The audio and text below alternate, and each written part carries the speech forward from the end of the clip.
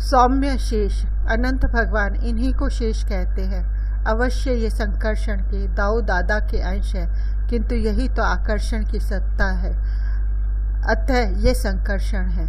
कमल तंतु श्वेत वैसे ही चमकते और पारदर्शी न होने पर भी पारदर्शी जैसे लगते सहस्र फण शेष, अनंत आकर्षण की जो सत्ता है, धरा उनके ही एक सिर पर, एक धारा पर तो धरी है। शेष को साकार पाने का प्रयत्न मानव करे तो उसकी मूर्खता होगी। समुद्र के अधिदेवता वरुण को या अपने गृह देवता को ही देख पाता है वह।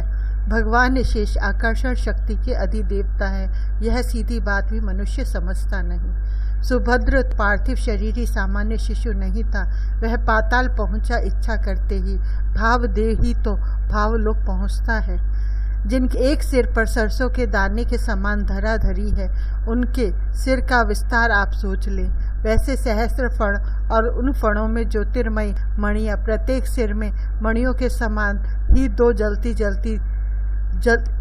मणियों के समान ही जलती दो दो आंखें और लपलपाती मुख से निकली दो दो जिह्वाएं, लेकिन अत्यंत शांत स्थिर भगवान शेष, उनके शरीर में कंप का नाम नहीं।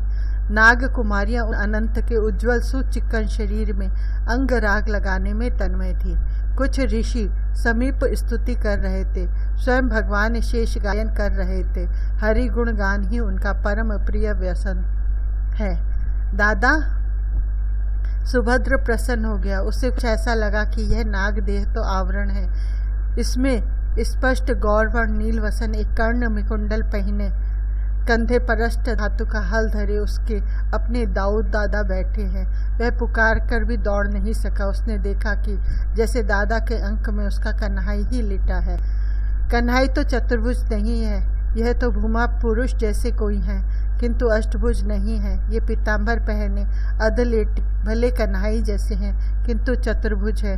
तुम समीप नहीं आओगे? भगवान शेष ने स्नेहपूर्वक पुकार लिया। इतनी दूर क्यों रुक गए? देख ही रहे हो कि मैं हिल नहीं सकता। दादा, तुम यहाँ क्या करते हो? वह समीप पहुंचकर उन नीलवसन संकर्षण का हाथ पकड़कर बोला, ऐसे बिना हिले उबते नहीं। सहस्रफण शेष का संगीत चलता रहा।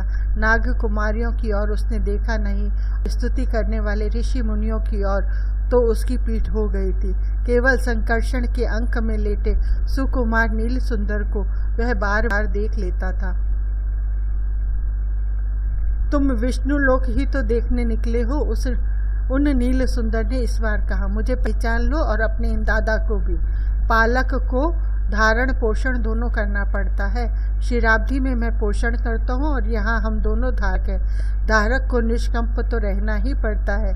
मैं दादा के अंक में स्थिर न रहूं तो ये उग्र हो उठते हैं। इनकी फुटकारें ज्वालामुखी बनकर फूटने लगती है। इनके रोष से रुद्र प्रकट हो जाते हैं और त्रिशूल उठाए प्रलय करने दौड़ पड़ते हैं। तुम चतुर्भुज हो गए हो, किंतु तुम्हारा नटखटपन गया नहीं। सुभद्र हंसने लगा। दादा कितने तो सौम्य हैं और तुम इनको दोष दे रहे हो। भद्र, ये समीप रहते हैं तब मैं इनको देखने में अपने आप को भूला रहता हूँ। संकर्षण ने ही कहा, इनको देखने से तृप्ति ही नहीं होती। वह सर्प की क्या सौम्यता, उग्र एवं क्रूर स्वभाव है मेरा। दादा, तुम भी बहकाने लगे। सुभद्र ने उपालंभ दिया। तुम कब क्रोध करते हो? भले मेरा स्वभाव क्रोधी हो, शेष ने स्वीकार किया। तुम जैसे सखा सम्मुख हो तो मुझे कभी क्रोध नहीं आवेगा। ये ज्ञान घन ही तुम्हारे गुरु हैं। सुकुमार उन चतुर्भुज श्याम सुंदर ने कहा, समस्त जीवों के यही गुरु हैं और गुरु दयामय होने के साथ शास्ता भी होते हैं, लेकिन तुम्हारे साथ मेरा यह संबंध नहीं है। संकर्षण ने प्रतिवाद किया। हम सखाओं में कोई गुरु शिष्य या बहुत बड़ा छोटा नहीं हुआ करता, केवल किंचित बड़े छोटे का अंतर। मैं तुम्हारा बड़ा भाई।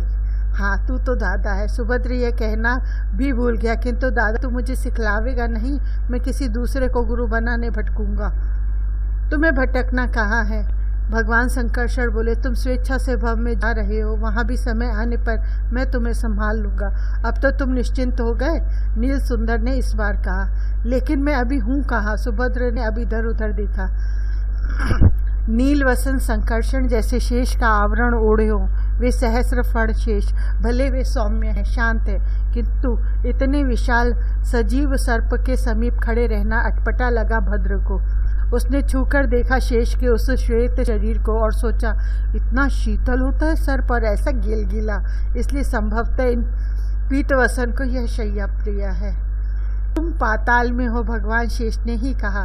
पृथ्वी का अंतराल सप्त आवरणात्मक है, यह अंतिम आवरण, इसे भू केंद्र कह सकते हो। इसी से मैं इसके आकर्षण का अधिष्ठाता बना, इसका धारक हूँ।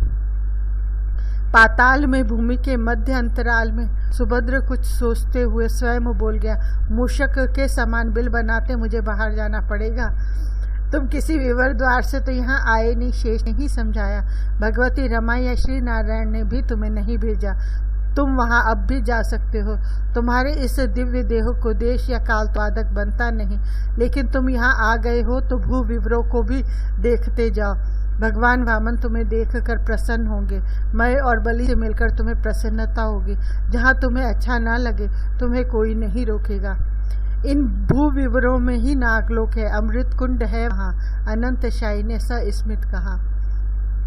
मुझे नागों का जूठा अमृत नहीं चाहिए, सुभद्र ने मुख बनाया। अमृत का वास्तविक कलश अमरावती में है, जानता हूँ। भगवान वामन ही वहाँ उपेंद्र है। शेष ने कहा, तुम अमृत पीना चाहोगे तो तुम्हारे लिए वह अलभ्य नहीं रहेगा, लेकिन अमृत पीकर मुझे यहीं कहीं अटके नहीं रहना।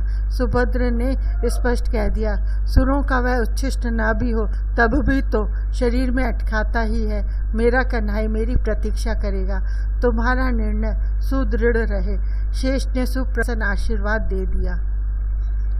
दानवेंद्रमय, अमृत की आवश्यकता आपको नहीं है, हम यह जानते हैं। सुभद्र भगवान शेष के समीप से पाताल पहुंचा तो उसे ऐसा लगा कि यहाँ उसके स्वागत की तैयारी हुई है। नाराज वासुकी अनेक नाग प्रमुखों के साथ सामने ही मिले। हम तो उपकृत होंगे यदि आप हमारे यह उपहार स्वीकार करेंगे। अनेकों सिरों वाले नागों से भरा वह पाताल लोक इतने विशाल, उनके वे मोटे लंबे देह कि उनमें एक भी पृथ्वी पर आ जाए तो पूरे महानगर को मुख खोलते ही निगल जाए। लेकिन सुभद्र अभी सहस्र शेष के समीप से आया है। उनके सम्मुख ये वासुकी भी अत्यंत साधारण सर्प से लगते हैं। आप देखते ही हैं कि मैं अभी अनंतशाही के समीप से आ रहा हूँ। सुभद्र बालक सही किंतु विनम्र है।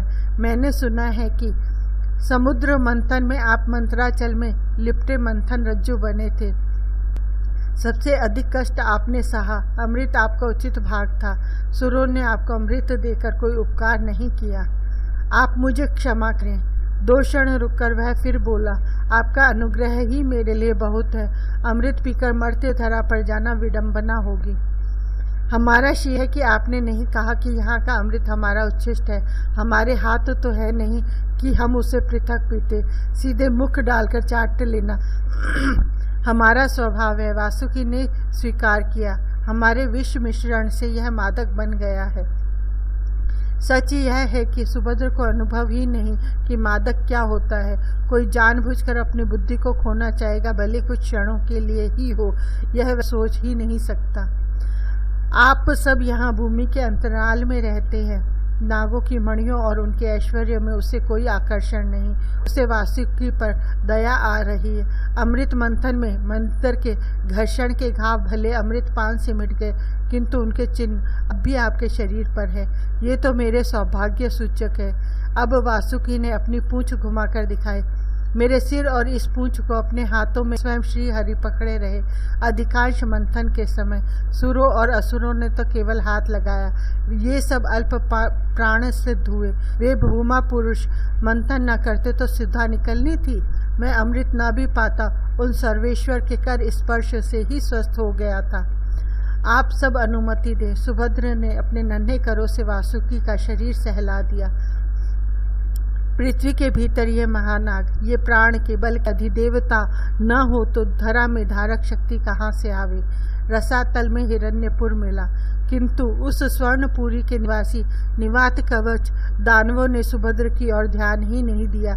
निश्छिद्र कवच चढ़ाए वे अपनी भोगपुरी में मदोन्मत घूमते दिखे। बालक सुभद्र को उनमें कोई रुचि नहीं थी। महातल में भी वह रुका नहीं। उसके पहुँचते ही वहाँ के नागों ने सिर उठाकर फड़ फैला फुटकार छोड़ी। आप महातल के हमारे सजातियों पर क्रोध मत करना। पाताल से चलते समय वासुकी ने प्रार्थना की थी। उनके पूरे समुदाय का नाम ही क्रोधवश है। पृथ्वी पर अपार विष उत्पन्न होता रहता है। वह अहर्निशि भूतल को महाअग्नि में परिपक्व होकर कुछ ही ऊपर जा पाता है और वहाँ विश्व धातु तथा विषैली वनस्पतियों में उपलब्ध होता है। शेष महातल सीधे दानवेंद्र भेज देते हैं। सृष्टिकर्ता ने उसे नागों का आहार बनाया है, किंतु उसके सेवन से वे क्रोधोन्मत्त प्राय रहते हैं। सुभद्र को शेष के सम्मुख तो इस लोक के अनेक सिर नाग केंचुए जैसे लगे। ये सब पाताल के वासुकी तथा उनके बंधुओं से पर्याप्त छोटे थे। बालक को कौन बतलाता कि तक्षक जैसे अत्यंत विषैले इनमें प्रायः सब है और तक्षक ही इनका नायक है। ये आकार में भले वासुकी प्रवृत्ति से छोटे हो, इनका विष अत्यंत दारुण है। कोई कह देता कि कालिय नाग भी इन्हीं में है तो सुभद्र अवश्य उस संतक शीर्षा को ढूंढता। कन्हाई उसके फणों पर थिरकता फिरा था। कन्हाई का यह सखा नागों से डरना क्या जाने, किंतु इनमें उसे रुचि नहीं थी। इन्हें उद्विग्न करने के लिए क्यों रुके वह यहाँ। तलातल में उसे दानवेंद्र मय मिल गए। वह चकित रह गया। उस जैसे अन्य बालक को ये दानव विश्वकर्मा इस प्रकार भूमि में पड़कर क्यों प्रणिपात करते हैं। बाबा उठो तुम। सुभद्र अपने छोटे करों से उन वज्र कर्कश काय सुदीर्घ शरीर को उठा तो सकता नहीं था। उसने उनके घुंघराले केशों से मंडित मस्तक को छू दिया। कज्जल कृष्ण वर्ण भी इतना भव्य इतना सुंदर होता है कोई सोच नहीं सकता। विशाल लोचन में धीरे से उठे।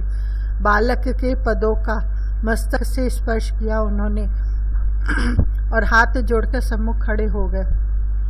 उनके नेत्रों से अश्रु झर रहे थे। शरीर कंपित था, रोम रोम उठा हुआ। वाणी बोलने में असमर्थ हो रही थी। आप यह क्या कर रहे हैं। सुभद्र ने उन महाशिल्पी के अंजलि बांधे दोनों कर पकड़ लिए। यह महामायावी दानव आज पवित्र हो गया। मैंने किसी प्रकार कहा मय का जीवन श्री कृष्ण का दान है।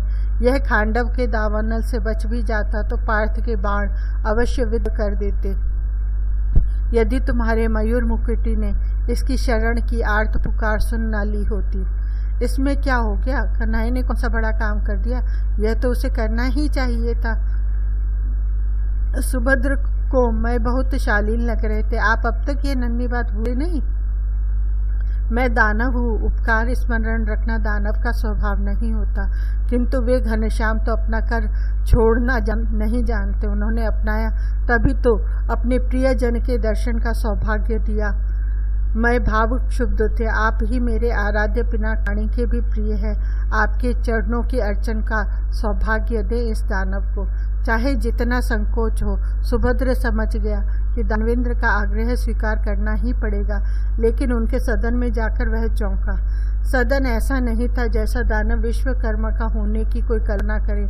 कठोर सुस्थिर कला का भी कहीं नाम नहीं और वैभव का चाक्य चिक्य भी नहीं।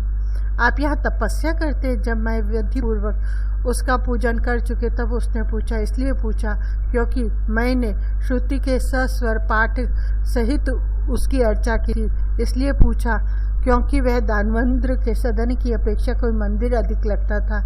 इसलिए पूछा क्योंकि वहाँ उसे श्रद्धा सात्विकता साकार लगती थी।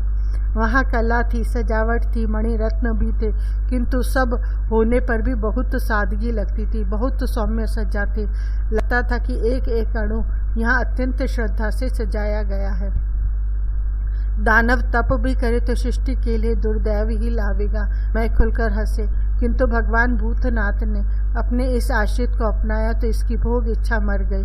मैंने पुत्रों के मोह में पड़कर त्रिपुर निर्माण का पाप किया, विनाश के साधन दे दिए दानवों को, और मेरे करुणामय आराध्य ने इतने पर भी मुझे वीरभद्र को भेजकर बचा लिया। मैं उनका हाटकेश्वर ज्योतिर्लिंग लेकर चला आया यहाँ। यह मेरी अर्चना का स्थान है। यह उन महेश्वर ने मुझे दिया है। इसे मैं भोग भूमि बनाने का प्रमाद तो नहीं कर सकता।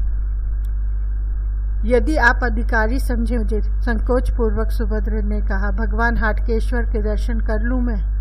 आराध्य विग्रह अर्चक का अपना होता है। उस रूप में आराध्य उसके सर्वथा अपने हैं। वहाँ किसी का आराध्य के अभिन्न परिकरों का भी प्रवेश अर्चक की अनुमति के बिना अनुचित है। आप अर्चन नहीं करेंगे?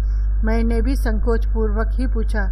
दानव की आराध्य मूर्ति होने पर भी ज्योतिर्लिंग है वह। यहाँ बिल्व पत्र और पुष्प। सुभद्र ने पूछा। उपयुक्त उत्तम सामग्री न प्राप्त हो तो पूजन में उसकी रुचि नहीं होती। आप भूल ही गए कि यह दानव मायावी है और मैं खुलकर पहली बार हंसे। विश्वकर्मा का संस्पर्धी भी है यह। आप नीलोत्पलों से अर्चा करेंगे या रत्न कमलों से? रत्न तो कठोर और निर्गंध होते हैं। सुभद्र को स्वर्ण रत्न मणि कभी भव्य या मूल्यवान नहीं लगे। सुगंधित सुरंग सुकुमार सुमन ही अर्चा के उपयुक्त उपकरण होते हैं।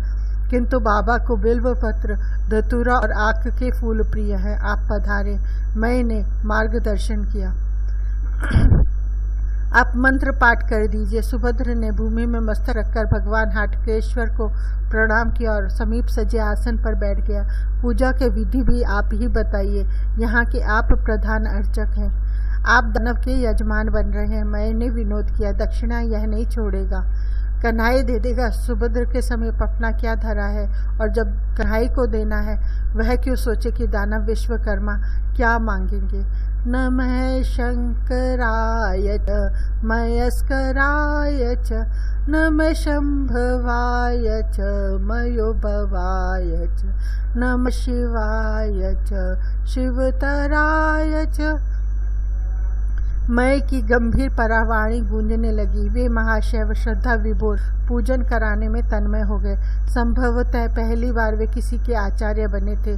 गंगा जल, दुग्ध आदि का सविधि अभिषेक, और जब समय का प्रश्न नहीं, सामग्री का अभाव नहीं, तो पूजन पंचोपचार या षोडशोपचार क्यों हूँ। महाराजोपचार से पूजन चलने लगा। मैं और सुभद्र दोनों में से किसी को पता नहीं लगा कि कब अर्चा विग्रह के स्थान पर साक्षात धुर्जटी गंगाधर आकर आसीन हो गए और पूजन ग्रहण करने लगे। नीराजन के अनंतर स्तवन करते मैं नृत्य करने लगे और सुभद्र ने ताली बजाना प्रारंभ कर दिया। यह भी दोनों को स्मरण ही नहीं कि उनके स्तवन नृत्य में कब डमरू की डिम सम्मिलित हो गई। वरम ब्रूही। दोनों जब अंत में प्रणिपात करने लगे तब एक साथ दोनों के मस्तकों पर कर स्पर्श हुआ और अमृत स्वर गूंजा। श्री चरणों में अनुराग। झटपट दोनों बैठे और अंजलि बांधकर एक साथ बोले, एवमस्तु। वह ज्योतिर्मूर्ति उस अर्चा विग्रह में ही अदृश्य हो गई। आचार्य, आपकी दक्षिणा। कुछ समय लगा सुभद्र को स्वस्थ होने में। सावधान होने पर उसने हंसते हंसते मैं की ओर देखा। आप महामहेश्वर के स्नेह शिशु हैं। मैंने सुभद्र के पदों पर मस्तक रख दिया। महेश्वर ने आपकी ओर से जो दक्षिणा दी, अनंत काल के लिए यह दानव उससे परितृप्त हो गया। अब आप अनुमति दें। सुभद्र ने चलने का उपक्रम किया। एक अनुरोध है। मैंने अंजलि बांधी। आप सुतल में भगवान वरमन के दर्शन तो करेंगे ही, और मेरे आराध्य ने यही आपकी अर्चा स्वीकार कर ली है, अतः वितल आप छोड़ दीजिए। कोई विशेष बाधा है? सुभद्र ने सहज पूछ लिया। आपके लिए कहीं कोई बाधा संभव नहीं, किंतु मैं संकोच पूर्वक कह गए। भगवान हाटकेश्वर का अर्चा विग्रह यहाँ है और वितल उनका अंतःपुर है। देवी के साथ वे वहाँ एकांत क्रीड़ा करते। मैं भी वहाँ कभी नहीं जाता। अम्बा संकोच में पड़े, मैं ऐसा कुछ नहीं करूँगा। सुभद्र ने अपनी यात्रा में से वितल जाने का कार्यक्रम छोड़ दिया। यह अच्छा ही हुआ। पृथ्वी गर्भ की अग्नि से अतल वितल दोनों तप्त रहते हैं। उमा महेश्वर तो अग्नि मूर्ति वितल में निवास करते हैं, साथ में भूत प्रेत जैसे अज्ञा बेताल। सुभद्र वहां जाकर प्रसन्न नहीं होता। दैत्यराज बलि। अत्यंत प्रसन्न हुआ सुभद्र सुतल पहुंचकर। यह तो वह स्वर्ग पहुंचा तब पता लगा कि अमरपुरी का ऐश्वर्य सुतल के सम्मुख बहुत फीका है, किंतु ऐश्वर्य और सौंदर्य सुभद्र को प्रभावित नहीं करता। वह अभी ब्रह्मलोक तथा विष्णु लोकों का वैभव देखकर आया, उसे प्रसन्नता हुई। सुतल के स्वामी के द्वार पर गदा पाणी भगवान वामन को देखकर, तुम यहाँ खड़े हो, तुम्हें पता है कि मैं आ रहा हूँ, तुम अकेले कैसे आ गए? यह गदा कहाँ से ले आए? सुभद्र दौड़कर वामन के पास पहुंच गया, उनका हाथ पकड़कर हिला दिया उसने। उसे यही लगा कि उसका कन्हैया ही वहां आ खड़ा हुआ है। वही नवघन सुंदर शरीर, वैसा ही पीठपट, किंतु सुभद्र को अपनी भूल शीघ्र ज्ञात हो गई। वह वामन का हाथ छुड़कर 2 पद पीछे हटकर उन्हें देखने लगा। तुम तो कन्हैया नहीं हो, इतना मोटा जनेऊ पहनने हो और मुझसे इतना छोटा कन्हैया नहीं है। मैं सुभद्र हूँ, भद्रसेन। तुम कौन हो? मैं तुमको जानता हूँ। मंद मंद मुस्कुराते मेघ गंभीर स्वर में भगवान वामन बोले, मैं देव माता अदिति सबसे छोटा पुत्र हूँ, किंतु बालक नहीं हूँ। मेरा शरीर वामन है। वामन वामन विष्णु, बाबा मुझे क्षमा करो, मैं तो समझा। सुभद्र ने हाथ जोड़े। भूल से सही किंतु भ्रम से भी अपना सखा समझकर तुमने मुझे सम्मानित ही किया है। वामन सुप्रसन्न थे, तुमसे अपराध नहीं हुआ, लेकिन तुम यहाँ आ गए हो तो दैत्येश्वर की अर्चा स्वीकार कर लो। महाभागवत प्रहलाद का पौत्र विरोचनात्मज दैत्य बलि प्रणिपात करता है। एक ओर से यह विनम्र स्वर आया तो सुभद्र ने उधर देखा। स्वर्ण गौर विशाल वपु रत्न आवरण जो पुरुष भूमि में दोनों हाथ आगे फैलाकर पड़ गए थे, उनका शरीर अत्यंत सुगठित था, किंतु देखने में वे देवोपम लगते थे। उनके पीछे जो अनुचर आए थे वे भले दैत्य कहे जाएं, किंतु वे दैत्य दिखते नहीं थे। आप उठो, सुभद्र ने उनका मस्तक स्पर्श करके कहा। मैं तो बालक हूँ, मेरी यह अभ्यर्थना। आप अपने इस चरण आश्रित को ठगो मत। सर्वत्र भगवत दर्शन के अभ्यासी बन चुके बलि ने कहा, एक बार यज्ञशाला में बालक बनकर पधार कर आपने मुझे वंचित करने का प्रयत्न कर देखा। आप अपनी करुणा से स्वयं वंचित हुए।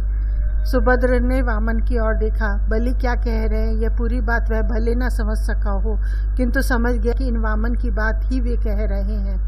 तुम दैत्येश्वर के साथ पधारो, इन्हें अर्चा का सौभाग्य प्राप्त होने दो। भगवान वामन कहा, मैं तुम्हारे साथ चल रहा हूँ, संकोच मत करो। मेरा जन्म जन्म का पुण्योदय हुआ आज।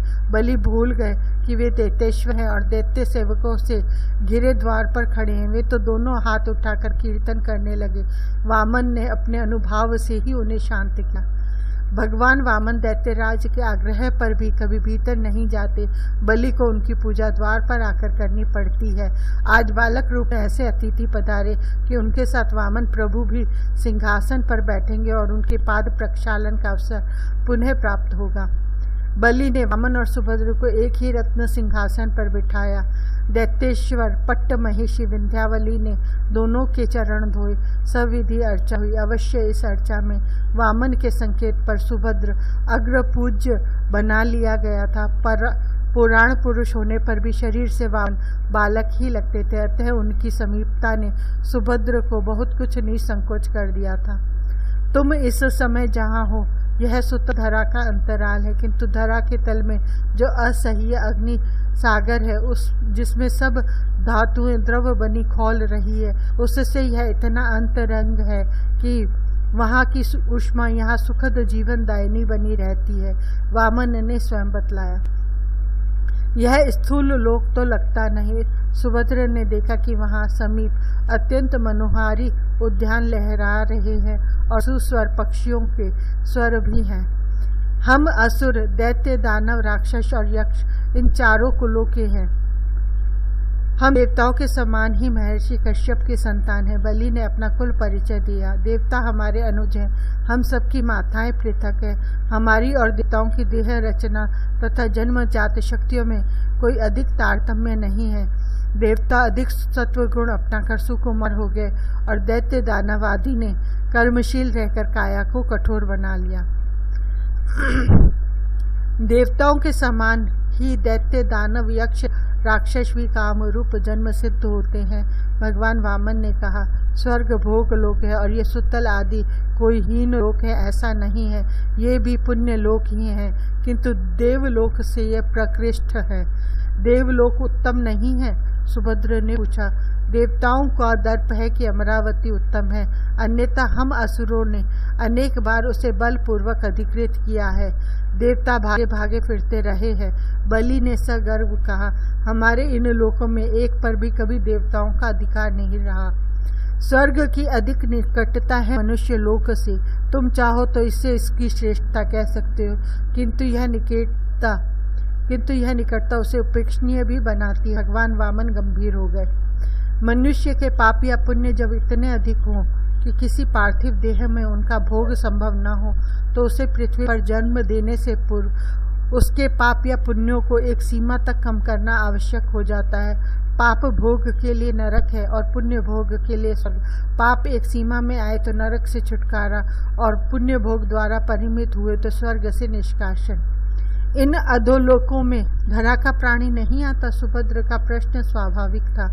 त्रिभुवन में जितने लोक हैं सब भोग लोक हैं, केवल धरा का मनुष्य ही वहाँ जाता है।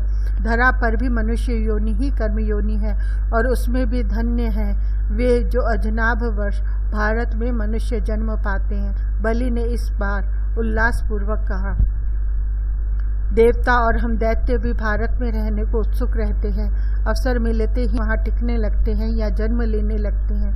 तब ये अधोलोक भी अमरावती के ही समान हुए। सुभद्र ने कहा, नहीं, केवल सोचा। अधोलोक में वे पुण्यात्मा जन्म लेते हैं जिनके पुण्य इतने अधिक हों कि कल्प पर्यंत उन्हें जन्म न लेना हो।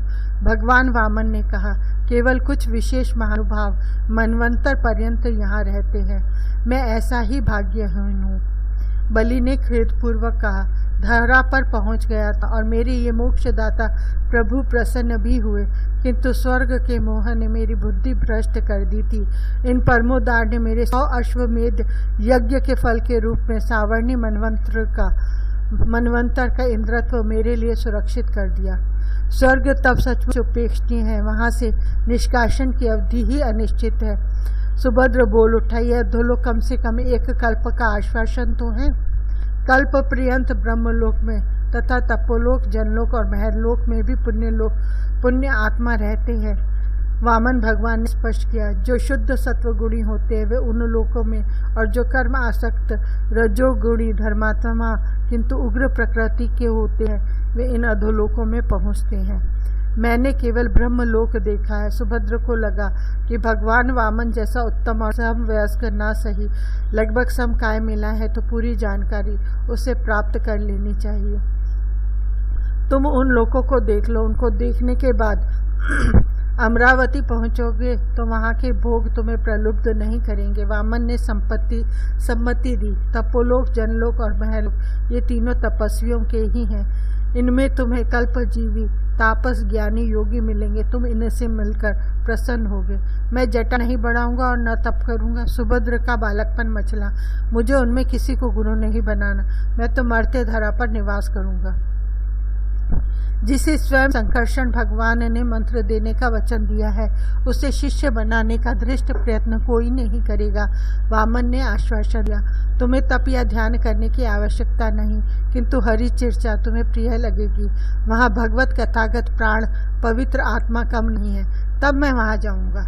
सुभद्र उठ खड़ा हुआ। उसके उठते ही भगवान वामन और सपरिकर बलि भी उठकर खड़े हो गए। तुम अधोलोकों को तो देख ही रहे हो, भगवान वामन ने अंतिम सूचना दी।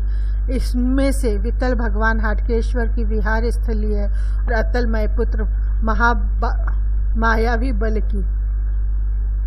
ऊपर के लोकों को देखते लौटो तो अमरावती भी देख ही लेना, किंतु दूसरे लोकपालों की पुरिया स्वर्ग से कम सुशोभन नहीं है। लोकपालों की समस्या यदि तुम सुन लोगे तो तुम्हारे सखा का ध्यान भी कदाचित चला जाए उनकी ओर। लोकपालों की पुरिया? सुभद्र ने पूछा। कुबेर, वरुण, यम तीनों की पुरी देख लेना पर्याप्त होगा। वामन भगवान ने कहा, वैसे तो अग्नि, वायु, निऋति की भी पुरियां हैं और गंधर्व अप्सराओं के उपनगर हैं अमरावती में।